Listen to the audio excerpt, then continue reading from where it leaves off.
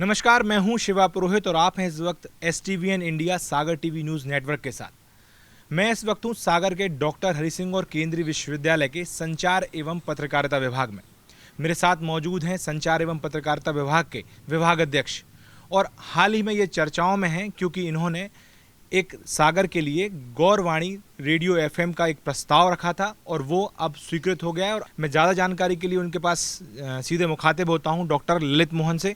Sir, बहुत बहुत स्वागत है आपका। जी नमस्कार। सर, एक जो उपलब्धि है सागर के लिए, जिस तरीके से आप इतने सारे प्राइवेट FMs और एक आकाशवाणी के बाद अब गौरवाणी करके विश्वविद्यालय का खुद का FM लॉन्च होने वाला है। देखिए, ये मैं आकाशवाणी सागर में रहा और उसका अनुभव काम करने का मैंने यहाँ दिया कि हम यहाँ एक कम्युनिटी रेडियो बना सकते हैं। संसाधन है, बहुत बड़ा विश्वविद्यालय है, केंद्रीय विश्वविद्यालय है और कोरोना काल में समय की मांग है। ऑनलाइन टीचिंग शुरू हुई, रेडियो टीवी का महत्व बढ़ा, ऑनलाइन टीचिंग का महत्व बढ़ा।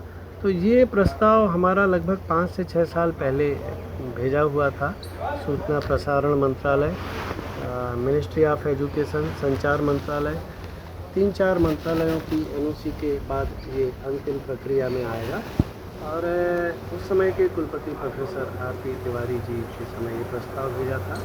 फिर प्रोफेसर जनक आही जी लगभग 13 महीने रही तो इसको गति मिली और ये फ्रिक्वेंसी हमें मिली 89.6 मेगाहर्ट्ज़। फ्रिक्वेंसी विभाग के नाम से मिली है और उसमें एक नाम दिया जाता है गौरवाणी। ये नाम भी वहाँ से स्वीकृत हो चुका है। सर, ये एक बहुत बड़ी चीज़ है। जैसे मैं अपने दर्शकों को बताऊंगा, मैं भी सागर पत्रकारिता विभाग से आपका छात्र रहा हूं और ये मेरे लिए सौभाग्य की बात है कि मैं आज आपका इंटरव्यू कर रहा हूं और वो भी आपकी इस उपलब्धि के लिए कि यहाँ के छात्रों को ही नहीं बल्कि सागर वासियों को भी इतनी बड़ी सौगात मिली है। सर, कैसे आपके दिमाग में ये बात आई कि ये होना चाहिए? क्योंकि सागर में पत्रकारिता विभाग में जब मेरे टाइम पर जो स्थिति थी और आज आपने काफ़ी बदलाव लाए हैं, लेकिन ये एक बहुत बड़ा ब्रेक है सागर के स्टूडेंट्स के लिए। जी होता क्या है कि सब लोग बात करते हैं रोजगार परक शिक्षा हो, तो पत्रकारिता के छात्रों के पास 3 विकल्प थे, प्रिंट और इलेक्ट्रॉनिक में रेडियो और टीवी।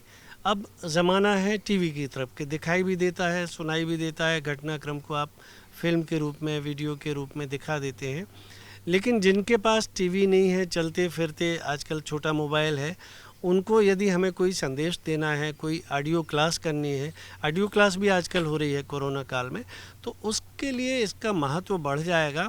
और कम्युनिटी रेडियो सेटअप की सबसे बड़ी बात होती है कि वो लोकेलिटी को, स्थानीय समुदाय को लेके चलता है। तो हम बुंदेली संस्कृति का संवर्धन कर पाएंगे, बुंदेली लोक कलाओं का उन्नयन कर पाएंगे, यहाँ छात्रों को जोड़ पाएंगे, यहाँ जितने विभाग हैं उनके जो भी कार्यक्रम होंगे उनका प्रसारण होगा। ये सब प्रस्ताव में अभी है, अभी हमें फ्रिक्वेंसी मिली है और इसके आगे का जो प्रोसीजर है, क्योंकि मंत्रालय और केंद्रीय मंत्रालय की प्रक्रिया थोड़ी सी जटिल और लंबी होती है, बहुत धैर्य की होती है कि हमने धीमी गति से चलते चलते चरैवेती और 5 साल में हम वहाँ तक पहुँचे कि मध्य भारत में सिर्फ और सिर्फ हमारे विश्वविद्यालय को फ्रिक्वेंसी अलॉट हुई है। सर, एक चीज़ ये पूछना चाहेंगे कि ये कब तक शुरू हो जाएगा, कब तक ये यक्ष प्रश्न है। हमारा अगला काम है कि अब हमें इक्विपमेंट की लिस्ट, जो एज पर नाम से कौन कौन से इक्विपमेंट लगेंगे, टावर लगेगा, एक ट्रांसमीटर लगेगा, स्टूडियो बनेगा, अनाउंसर बूथ बनेगा, डबिंग एडिटिंग सेटअप होगा, एक ऑफिस सेटअप होगा। तो इसके लिए हमें 3 तरह की चीज़ें, हमारी एक कमेटी हमने बना ली है जिसमें सभी एक्सपर्ट हैं, टेक्निकल एक्सपर्ट हैं, सिविल इंजीनियर एक्सपर्ट हैं, प्रोग्राम एक्सपर्ट हैं। जैसे आकाशवाणी में 3 विंग होती है, एक कार्यक्रम विंग, तकनीकी विंग और प्रशासनिक विंग। उस तरह के हमने एक्सपर्ट्स की एक कमेटी बनाई है और अब हम इस दिशा में काम कर रहे हैं कि वो कमेटी हमें एक बिल्डिंग का मैप बना के देगी। सिविल इंजीनियर हमारे, जो टेक्निकल हमारे इंजीनियर्स हैं, वो क्या क्या इंस्ट्रूमेंट लगेंगे और भारत सरकार के नॉर्म्स के तहत हमें कैसे उनको परचेज करना है, वो जानकारी बना रही है। और एडमिनिस्ट्रेटिव विंग में कि हमें क्लरिकल स्टाफ चाहिए है या कंप्यूटर ऑपरेटर चाहिए। प्रोग्राम से मैं स्वयं रहा हूँ आकाशवाणी में, तो प्रोग्राम की सारी जानकारी हम अपने स्तर पर तैयार कर रहे हैं कि एक प्रोग्राम ऑफिसर हो, ट्रांसमिशन एग्जीक्यूटिव हो, अनाउंसर हो, हेल्पर हो, ये एक कमेटी जब अपना पूरा बना के दे देगी तो फिर हमें एक बजट की डिमांड विश्वविद्यालय से रहेगी।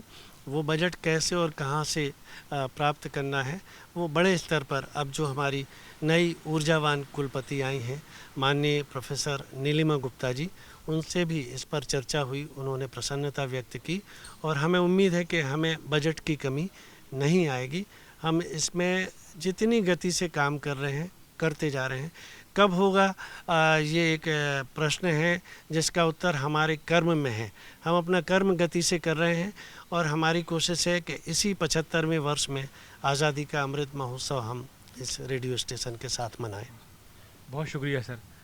ये थे डॉक्टर ललित मोहन जिन्होंने 89.6 FM मेगाहर्ट्ज़ पर जो है जल्द ही कम्युनिटी रेडियो सागर विश्वविद्यालय का शुरू करने में आपने अहम भूमिका निभाई और जैसा कि आप बता रहे हैं कि जल्द से जल्द इस FM को शुरू करने की प्रक्रिया की जा रही है। हम उम्मीद करते हैं जिस तरीके से गौरवाणी सर ने नाम उसका तय किया है, डॉक्टर गौर का ये नाम सागर के हर एक घर में गूंजेगा और हम सब बुंदेलखंड की संस्कृतियाँ, सागर की वो सारी चीज़ें उस रेडियो पर सुन पाएंगे जिसकी हमने परिकल्पना की है। सागर टीवी न्यूज़ से जुड़े रहने के लिए बहुत बहुत शुक्रिया। बहुत धन्यवाद। नमस्कार।